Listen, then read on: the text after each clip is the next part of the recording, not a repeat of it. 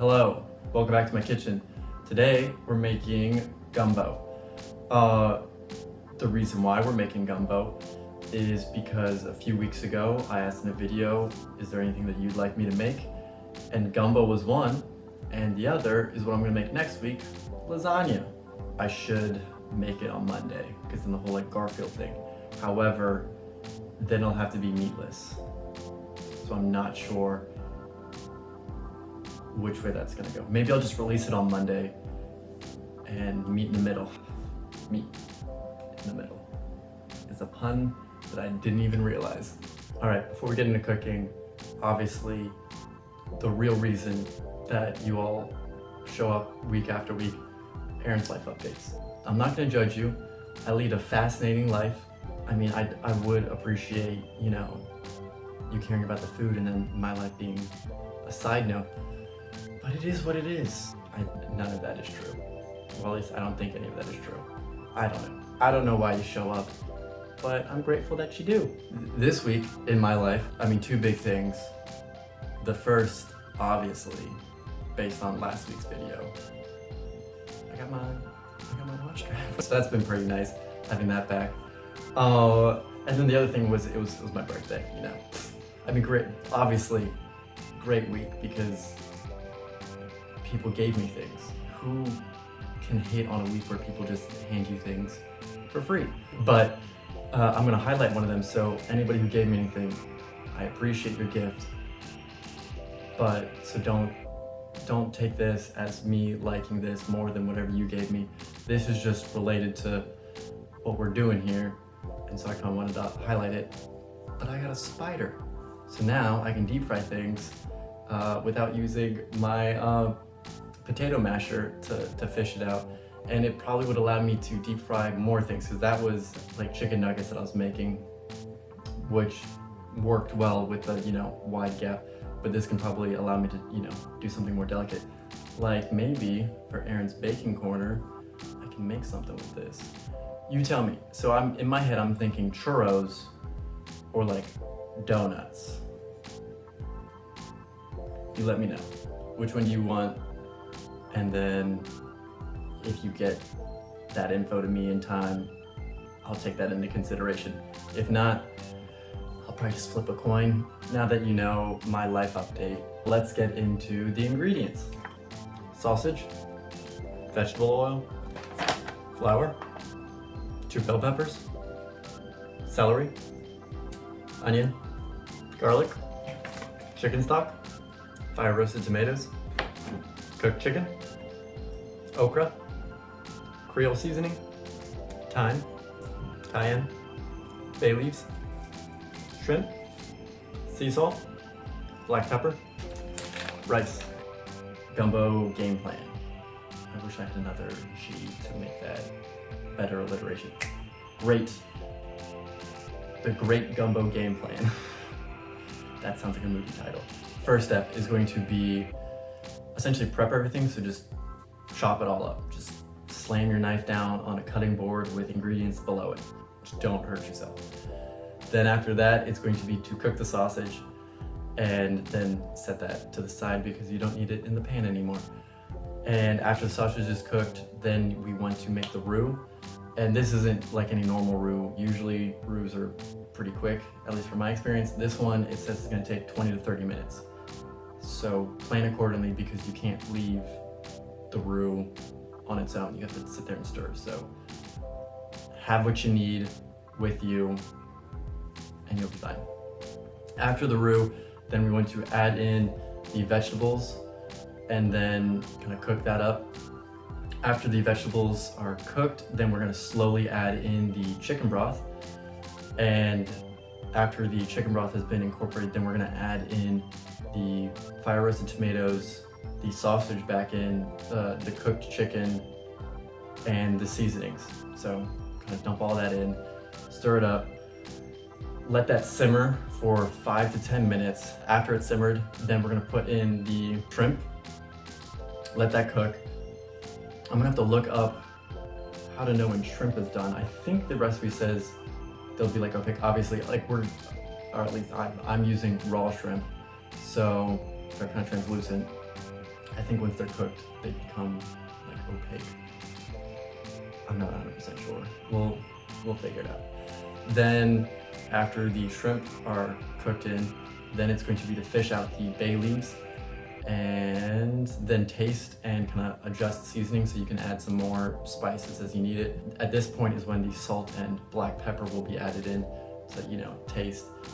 But any of the other seasonings we used, you can kind of add a little bit more if you think it needs it. And then also kind of on the side, which I'll probably, you know, show, but I'm just gonna make some rice because gumbo, in my opinion, is typically served over rice. So I'm gonna make some of that.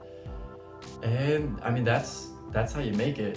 So now let's watch me attempt that. This is my first time making gumbo. I've had it before, I've never made it. So this is gonna be a learning experience because I'm more nervous about the roux step. That's the big one for me. We'll see how that goes. Like I said in the game plan, the first step is essentially prep everything. So this is just gonna kind of go through and all the ingredients that need to be chopped, chop them up now. I'd recommend putting them into bowls based on how they're gonna go in. So like for instance, grouping together the onion, celery, and the bell pepper. Put that on a bowl because that all goes together. And then have like the garlic in like a small bowl, okra in another, sausage in another. Just have it all separate so that you can quickly kind of dump things and not have to worry about like picking things up or kind of sifting through. And this step is happening because once the recipe starts, it's pretty hands-on. The roux, kind of as an example, like you have to continuously be stirring, so you can't really be prepping anything while that's happening because it'll burn, and you don't want that. Prep everything ahead of time, and then you can just dump it in as needed.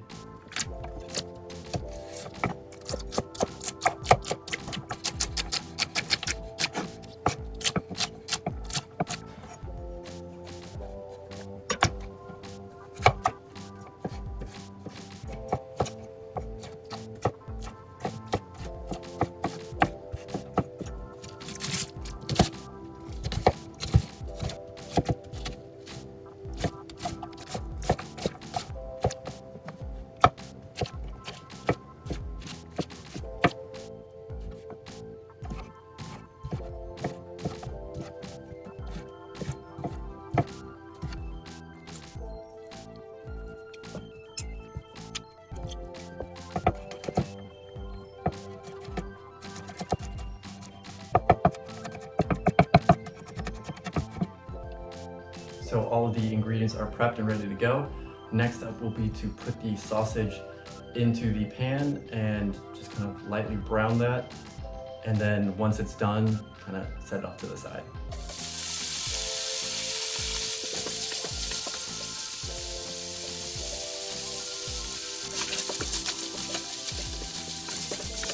Now that the sausage has been cooked, we have it on the side. Next is going to be add the oil and then slowly add in the flour. I'm obviously just subbing in gluten-free flour for the kind of flour called for. I haven't had really any issues in like roux recipes where me swapping gluten-free flour for normal flour has caused any issues. So hopefully today is not the exception. This one is going to be a little different than like if you've made like gravy with the roux or anything like that. I think I made roux for the enchilada sauce, and that was like a minute to make the roux. This, however, is going to take 20 to 30 minutes, but apparently it's supposed to look like chocolate milk. So that's something to look forward to. And I feel like I heard people complain about me using a whisk in my pan for whisking anything, which typically with a roux you whisk. However, this recipe actually calls out saying use a wooden spatula. So luckily I have one of those, and hopefully it makes a much less aggravating sound on metal. Don't say I don't listen to you.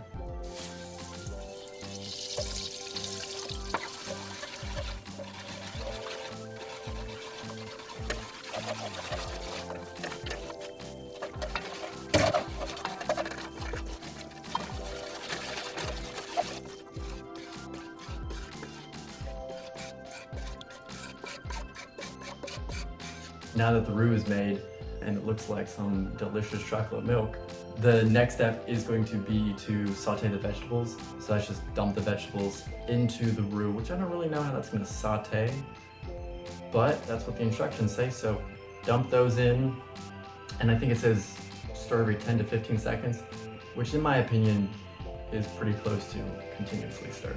So you don't have time to run off. Stand there and keep stirring for 6 to 8 minutes, and then for the last minute, dump in the garlic.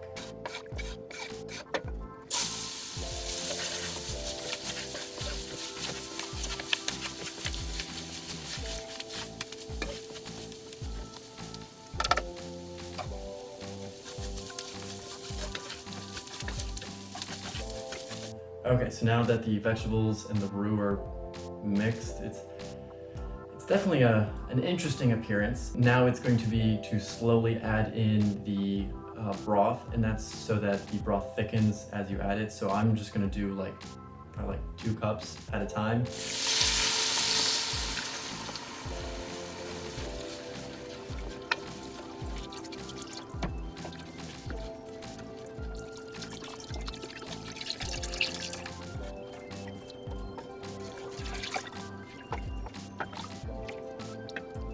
So now that we have kind of a soupy appearance thing going on, the next step is going to be to add the tomatoes and the cooked meat, or the cooked chicken, the sausage, okra, and then all the spices that we have. And then obviously we're putting in bay leaves, and so we're gonna have to take those out later. So remember, I mean, if you follow the instructions, it's 3.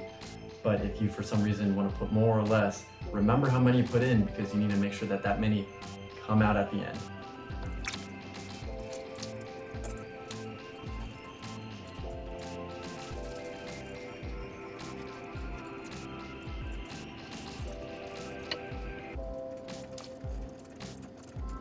Now that it's simmered, the next step is going to be to add in the shrimp and let cook for like 2 to 3 minutes. The instructions say opaque and then cook through, so I guess the way that I'm gonna test that is to kind of scoop one out and then cut it, see if it's cooked all the way through, and call it a day.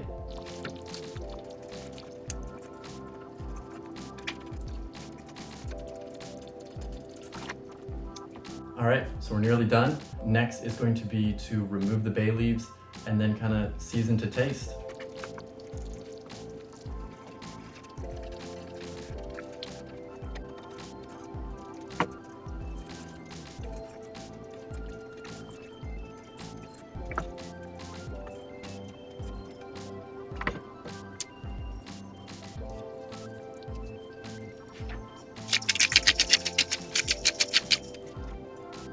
Now the last but most important step, serve and enjoy.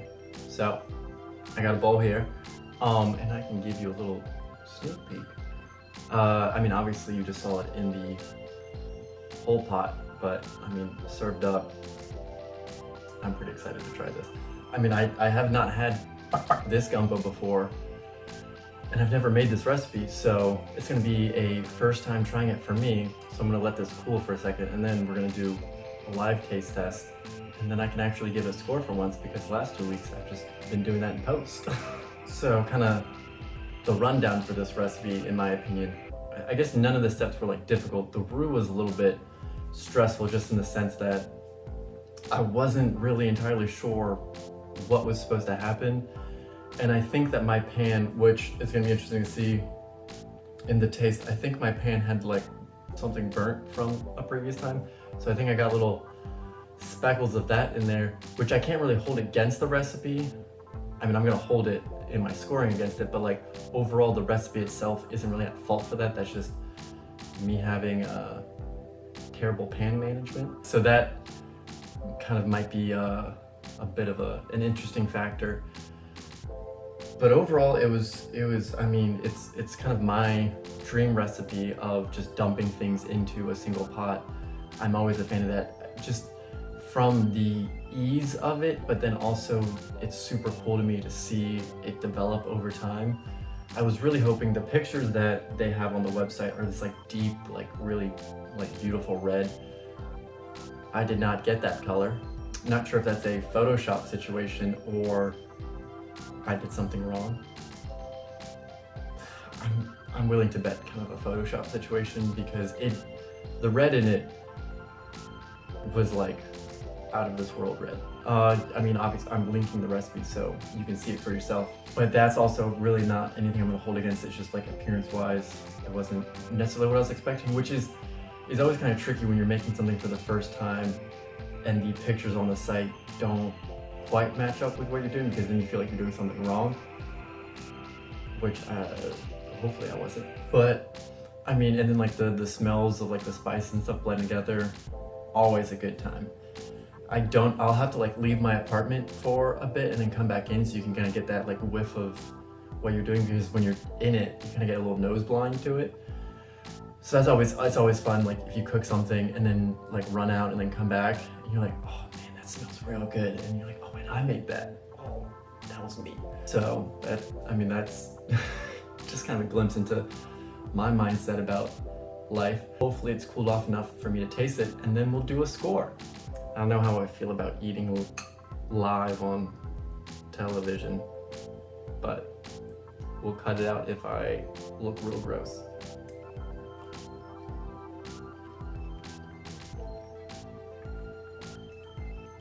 All right.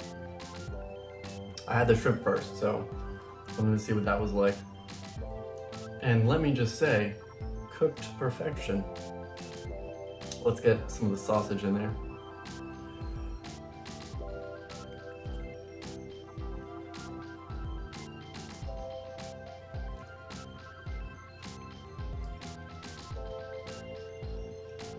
I need to stop myself. I almost just took a third. Oh, that is lovely. All right, so I would say, from the fact that I was about to just eat the whole bowl in front of you, 5 out of 5. We got it again, 2 weeks in a row. Five Aaron faces for the people. So I'd say, if you have a big pot, make this, because that's really all you need to do it. Pretty much a large pot and a knife. Good to go. So everybody out there, go make this. It's delicious. Obviously, if you're vegetarian or vegan, probably won't really work because there's 3 different kinds of meats in there. But if you do eat meat, this is a recipe for you. And on that note, bye Mom, still not dead. See ya.